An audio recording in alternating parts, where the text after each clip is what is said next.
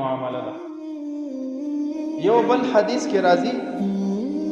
چې کله ملک الموت حضرت عزرائیل علیه السلام د یو نیک بنده خواله ورشي او روح پرې اخلي، نبی علیه السلام فرمایل چې عزرائیل علیه السلام به دغه نیک انسان باندې اول سلام واچوي، السلام علیک یا ولی الله، ای د الله دوسته پتا باندې د الله سلامتیا وي.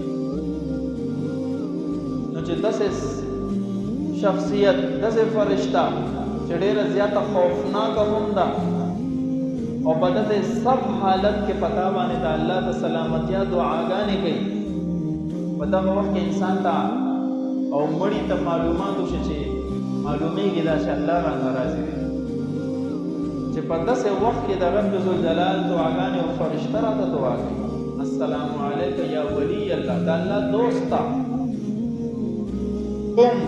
فاخرج من دارك التي خربتها الى دار التي عمرتها. ودرېګا روح ته حکم کوي، ودرېګا او روزه د هغه کور نه چې د ګناهونو په وجه باندې تا به برباد کړی دی، او لاړ شه هغه کور ته چې د نیکو په اعمالو په وجه تا د هغې تعمیر کړی دی،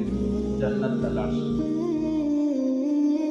دلته زړه موږ ته وایي دا ګناه وکړه، دا نافرماني وکړه، دا وکړه، دا وکړه، موږ نه منو. نو ګویا چې دا کور هم ځان له خراب په ظاهره، خو لیکن د دې کور خواهشات نه پوره کړو دې دپاره چې آخرت ښه شي، جنت میلو شي، الله راضي شي. د دې په مقابل کې چې کله انسان بد وي، بدعمله وي، کافر وي،